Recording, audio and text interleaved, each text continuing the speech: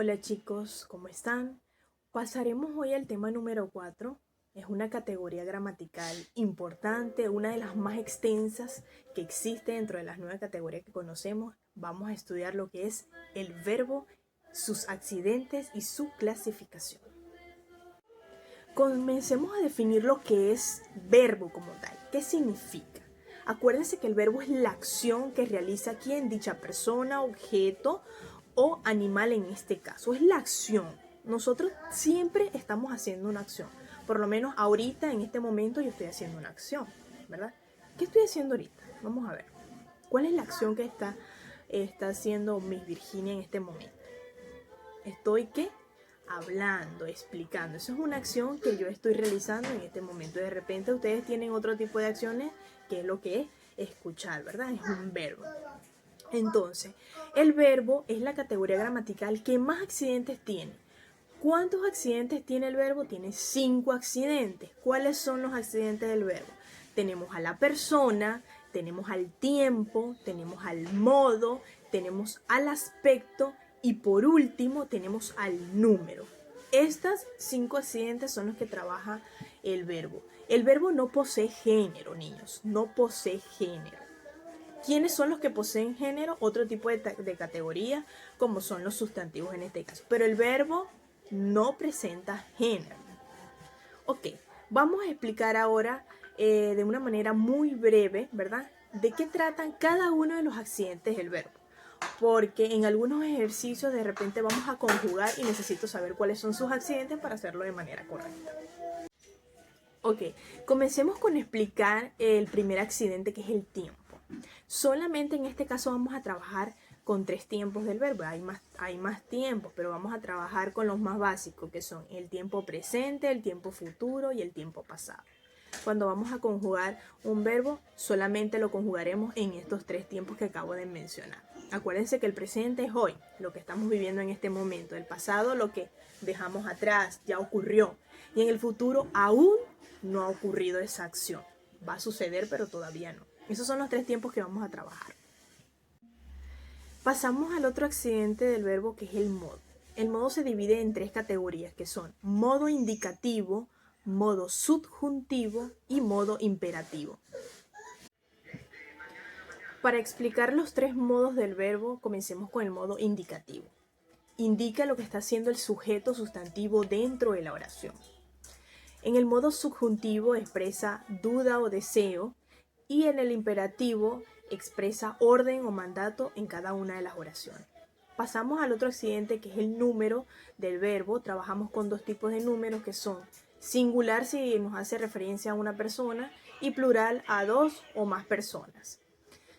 Pasamos al otro accidente, que es persona. En este caso vamos a trabajar con las 3 personas, tanto para el singular como para el plural.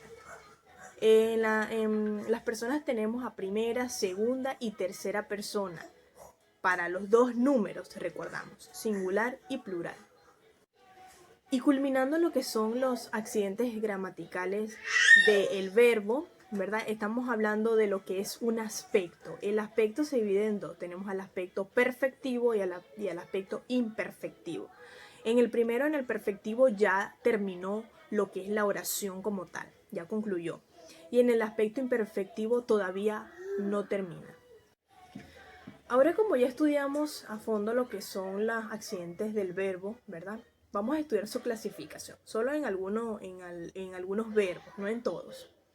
Vamos a trabajar con los verbos transitivos e intransitivos. Cuando hablamos de verbos transitivos, allí vamos a encontrar lo que es un objeto directo. Siempre vamos a obtener una respuesta. ¿Cómo hallamos ese objeto directo? Le vamos a hacer una pregunta al verbo, ¿verdad? La pregunta ¿qué? Y lo que nos responda en ese caso, ese va a ser nuestro objeto directo. ¿Qué compró? Caramelos. Ese caramelo va a ser nuestro objeto directo porque es lo que no es respondido a través de nuestra pregunta aquí. El verbo intransitivo, ¿verdad? Siempre va a tener un objeto indirecto en este caso. ¿Cómo lo vamos a identificar? Con la palabra para o a. Estas 2 son preposiciones. Cuando nosotros veamos estas 2 preposiciones en las oraciones, estamos hablando de quién? De un objeto indirecto. Para su hermana, para su mamá, a Miguel, a Juan, entre otros. Pasamos a la otra clasificación de los verbos, que son los verbos regulares y los irregulares. Cuando hablamos de verbos regulares, fácilmente podemos conjugar cualquier tipo de verbo. Siempre se van a presentar en infinitivo con la terminación ar, ir, pero esos verbos podemos pasarlos a la conjugación. Cada uno de esos verbos. De repente el verbo amar, tener, entre otros. Cuando hablamos de los irregulares, aquí existen cierta variación en lo que es en la raíz, porque cuando vamos a conjugar va a cambiar. Si yo tengo el verbo decir, ¿verdad? Y yo lo voy a conjugar, ya no va a presentar la misma raíz, sino que va a cambiar, va a variar.